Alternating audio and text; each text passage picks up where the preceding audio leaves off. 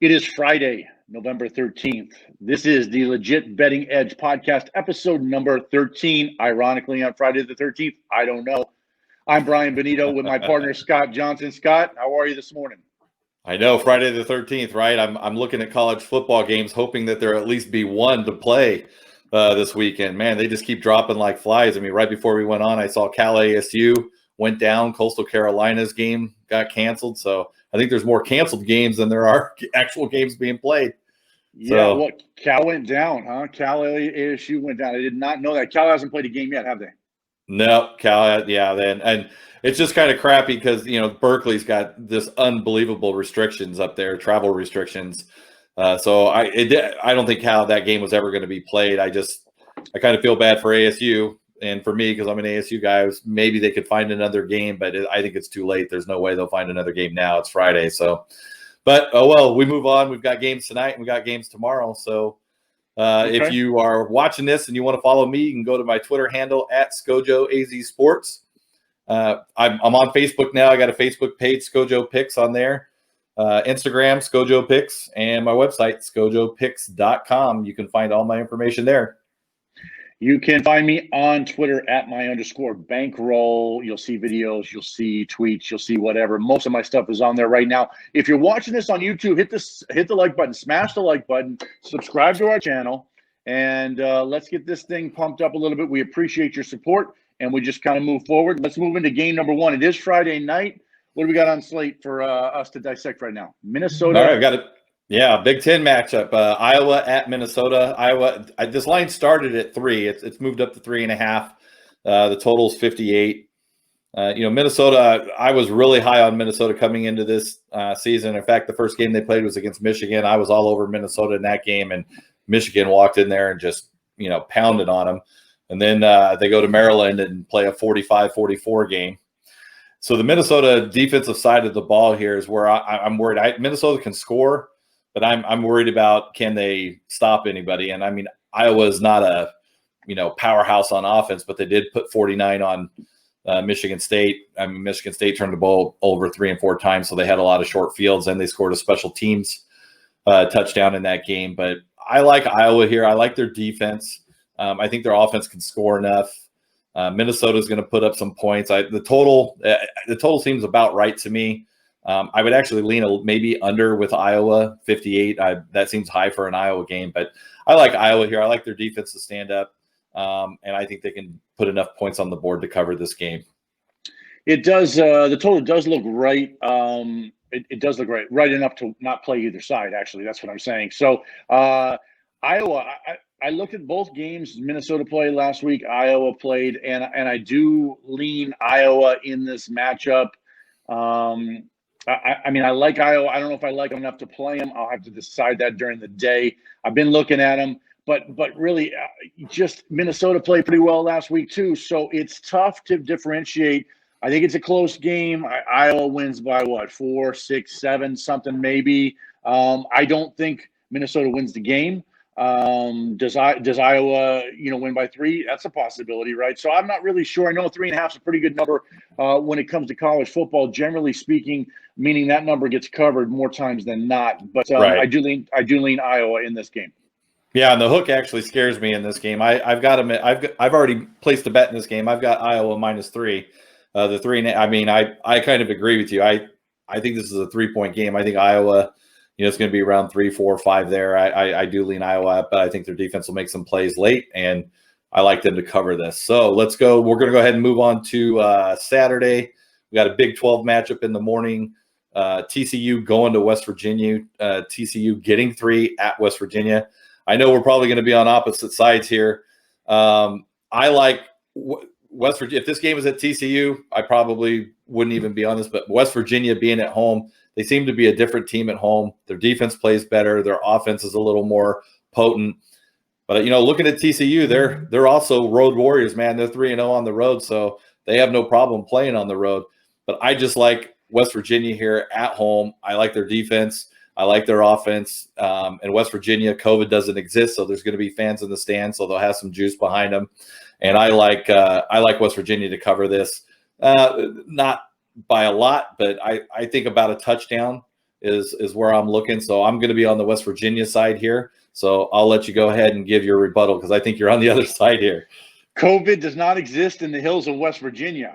Exactly. Yeah, yes, absolutely right. So those West Virginians got it right out there a little bit. But here's the deal.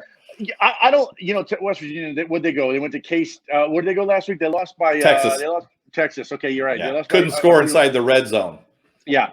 And I think, they're coming back home, and they have been good at home. They have been covering at home. I'm just not sure that West Virginia can turn it off, turn it on like that. They're not that good of a team. And here's where my argument for TCU is. I lean TCU because TCU's been playing good ball lately. Yeah, they came out, they stumbled a little bit, but they have been playing well. They did win on the road last week, and I just think that carries over to the next road game. Both of these teams are not good teams. They're not good.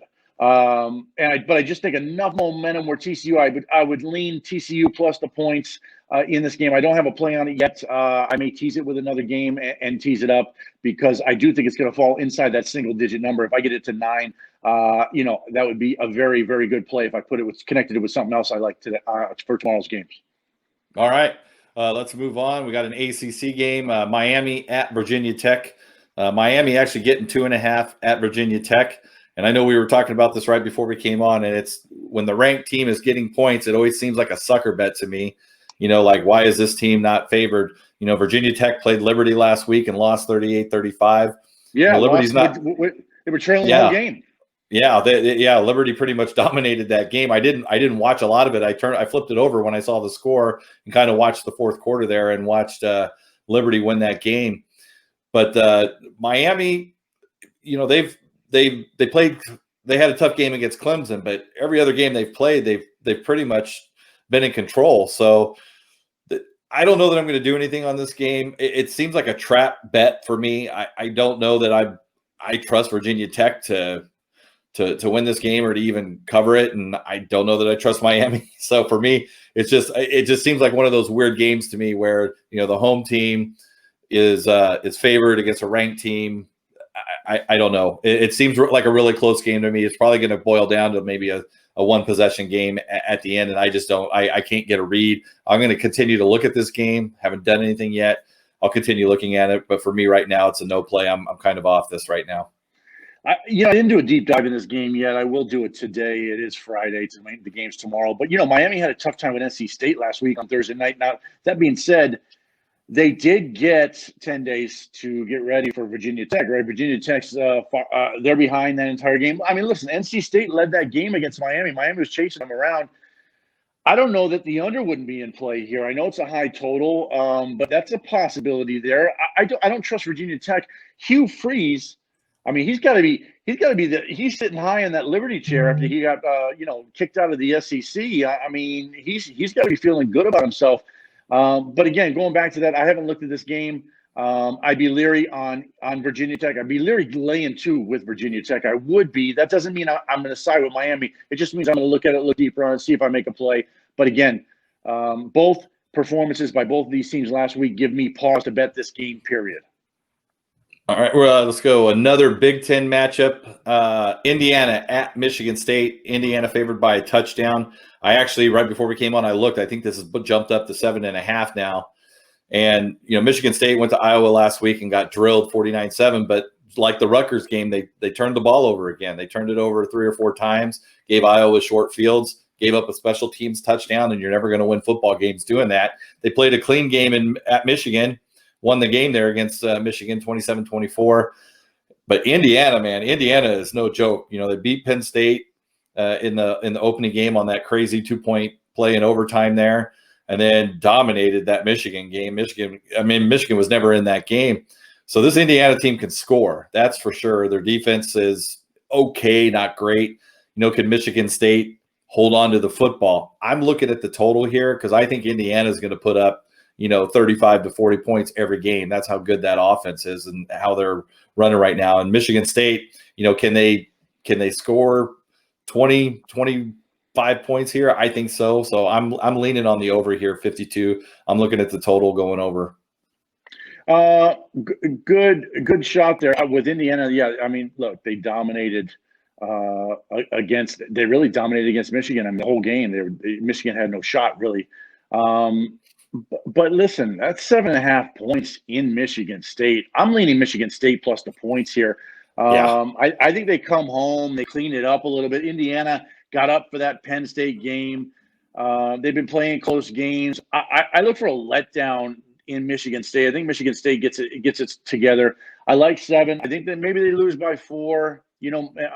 Something like that. That's what I'm looking towards. I got to look deeper in this game, but I'm looking at making a play on Michigan State if I can justify that. I will not make a play on Indiana at all. I will make the play on Michigan State if I can justify it. Yeah, and like I said, I do think Michigan State stays inside that 7.5, and I'm counting on that. I hope they score enough because that's why I'm on the total here. I like the over here, but I do think if Michigan State can play clean game, they possibly could win that game. I mean, they're not that.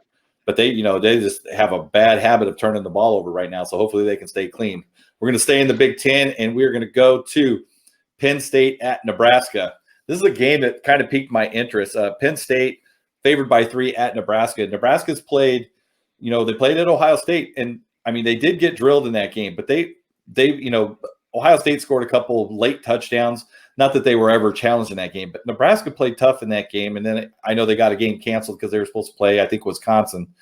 And then last week they went and played one of the better teams in the Big Ten. And we're going to talk about this team later, Northwestern. And Northwestern is a good team, and they played tough in that game. So I like Nebraska outright here. In that Northwestern game, they had a couple guys out in that first half for targeting in the Ohio State game. So they were a little weak on the defensive side. They're going to have all their guys this week. And this Penn State team, I mean, Clifford seems like he's got, I don't know, he was seeing ghosts against Maryland. I don't know what he was doing. I don't know if you watched any of that game, but he could not. I mean, he had happy feet. He was throwing. I mean, he couldn't hit wide receivers. There was all kinds of craziness going on with him in his head. So I don't know if he's still got a jinx going on in there, but I don't like the way he's playing, and I don't like the way Penn State's playing. So I'm on Nebraska here. I like Nebraska. I might even sprinkle the money line a little bit, but I love Nebraska in this game. Yeah, look, it's a week 3. Penn State on the road. They're 0-3 right now. I don't expect them to win this game. I think Nebraska, just for the pure fact that he was seeing ghosts last week. They had no confidence on offense. They're going to all of a sudden turn that around in 1 week. I don't know. I don't think so, especially when you hit the road. Of course, maybe hitting the road is some kind of antidote. You don't have to think about it at home. There's no pressure to win. Although you are favored by 3. I think a lot of the pressure goes on Franklin's shoulders right now, if anything, because he looks like a fraud. He looks like his team's not prepared. And, some of that's COVID. Obviously, they didn't have time to practice and get in sync. But you got to learn on the fly. You got to get better. You can't get worse every week. And so they were very, very bad in Penn State. Nebraska played Northwestern tough, right? And they did lose that game. Northwestern covered it. But again, I'm going to side with you on this with Nebraska. I haven't made the play yet. I'm going to look to justify that, but I can't bet Penn State regardless. The same way I can't bet Michigan regardless.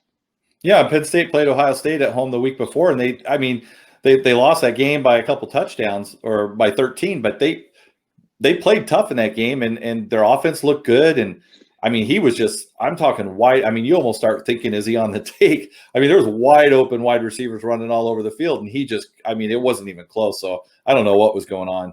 Maybe he was sick or something, but it was just brutal. But yeah, I'm on Nebraska in this game. So a big game this weekend is going to be Notre Dame at Boston College. Notre Dame favored by, I don't know if this has gone up to 2 touchdowns, but I've seen it at 13.5 mostly.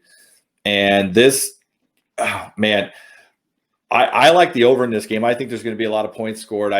Both defenses, they can give up a little, but both offenses, I mean, Boston College offenses has been playing really well. They had a really good first half against Clemson. They've been putting up points, and their quarterback has been very, very accurate. Does Notre Dame have a huge letdown here? Possible. Does Boston College stay inside that 13.5? If I was going to bet the side, I'm probably taking Boston College to stay inside that number. But I'm on the total here. I really like the over in this game. I think there's going to be a lot of points. I think they're going to fly past that 50. Boston College had a tough game against Syracuse, right? And that was rough. Notre Dame, Brian Kelly. I mean, he comes out strong, beats Clemson. They go to double overtime in that game. Now they're favored by, let's put it, 2 touchdowns, maybe 2 touchdowns and a field goal. You got to hit to cover this game. Do I think they cover it? I think it's possible. I have, Notre Dame is hitting the road after doing that and beating the number 1 team.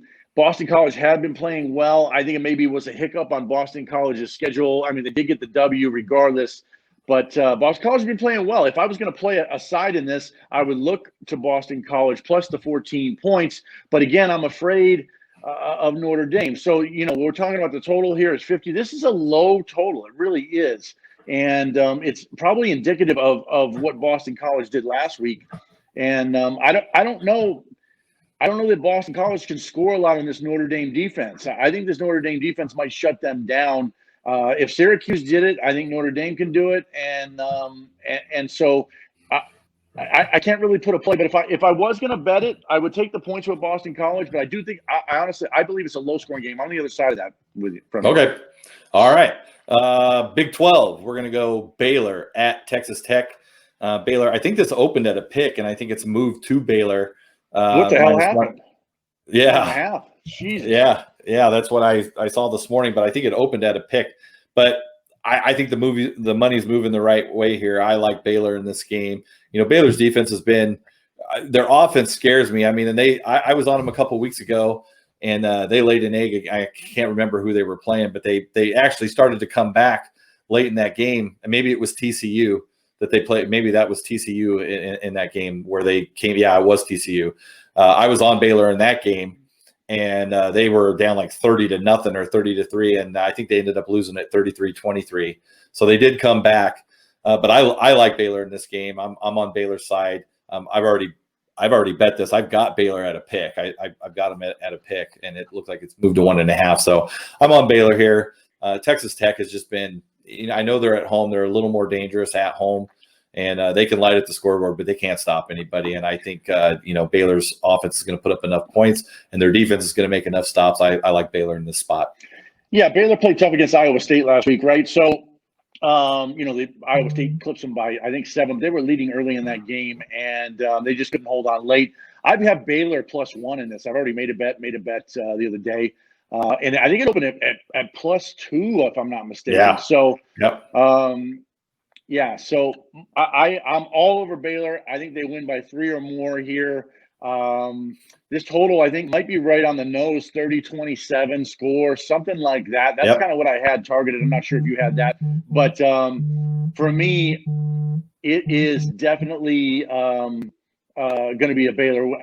This is my favorite game. As a matter of fact, this is going to be my play of the day tomorrow. So I'm gonna rattle this off on a video just so you know. But bottom line is, love Baylor, and the total is a no play for me.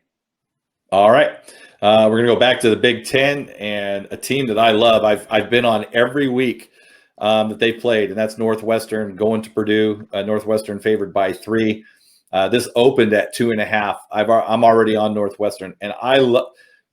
Purdue's a good football team, and they're at home. And I think this is going to be another close game. And Northwestern plays close games, but they're comfortable in that type of game. And what I love about Northwestern is they're just solid on both sides of the ball. They don't beat themselves. They don't make mistakes. No stupid penalties. They just play fundamentally very sound football, and they're not going to they're not going to be flashy. They're not going to overwhelm anybody, but they will not beat themselves, and they will not make mistakes, and they just wait for the other team to do that. And I think Purdue's going to probably make more than Northwestern in this game.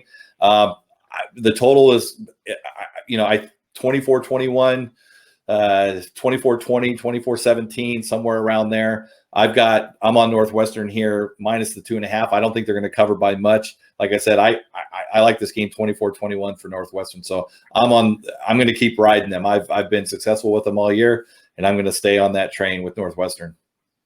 I'm with you on this. I like both ends of this, actually. I like Northwestern to win by 4 or more on this. I think Purdue's going to go home and have trouble scoring. I think this goes under. I think you're looking at maybe 21-17, something in that ballpark, but not a lot of points. And I like the under to hit, and I like Northwestern to cover that spread. I like the under probably a little more than Northwestern. I have not bet this game yet. I have been looking at it, though, and it will be a game where I make a move on. and most of my clients will be on this game as well. So I'm with you on the same thing, and feel very good about it. All right. We're going to go to Arkansas at Florida. Arkansas getting 17. Florida coming off a huge win against Georgia, and they just put up points and kept putting up points. And I think they're still scoring against Georgia. So Right. And that Georgia defense is supposed to be one of the best in the country. And they were missing a couple guys on the defensive side of the ball. But Florida's explosive, man. I mean, they can score against anybody. I think they can score against Jacksonville in the NFL. So I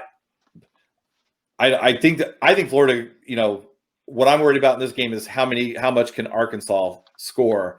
Florida's defense they're okay. They're not great, but can Arkansas put any points up? I do think Florida covers the 17, but that's a lot of points. So I'm probably not going to bet the side here, but I'm looking at the total. The total's sitting at 60 right now. And I think Florida's going to put up, 45, 48 points in this game. So I just need, 20 from Arkansas. Can I get it? I'm thinking that they might, this might go over late, but I'm going to be on the total in this game. I like the over 60 in this game.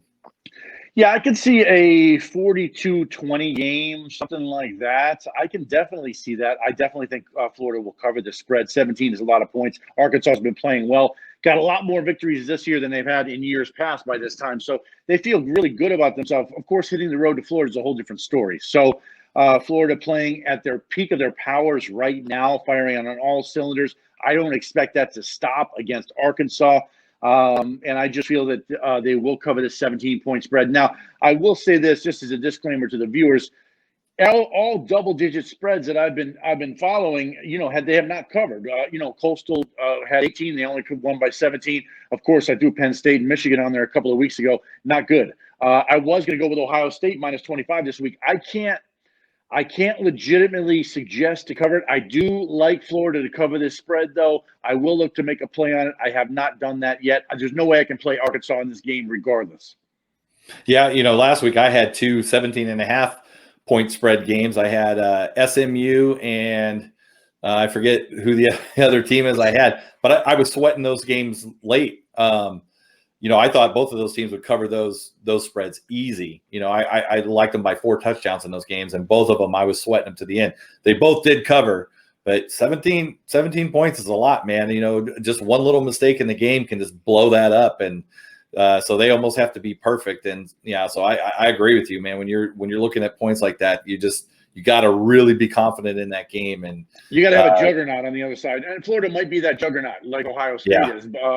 I mean, they can cover it, but again, there's no way I'm taking Arkansas plus 17. I'll look to justify Florida for sure.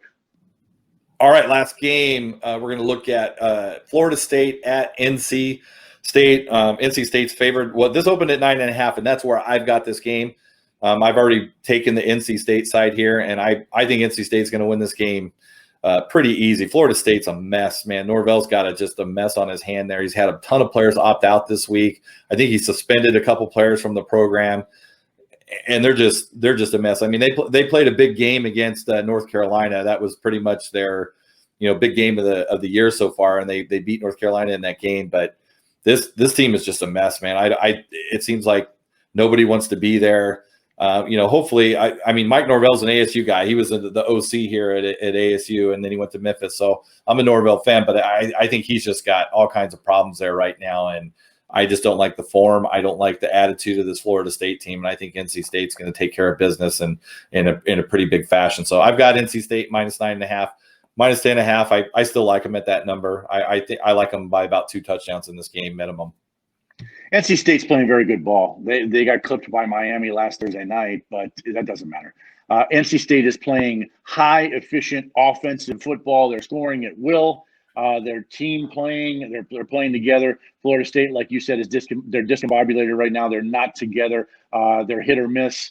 They scored 17 against a shitty Pitt team. Pardon my language. Yep. So I believe in NC State in this game. Minus 10.5 is fine. I think they're going to cover that spread. I think it might be a huge blowout. You might see like a 3-touchdown win by NC State.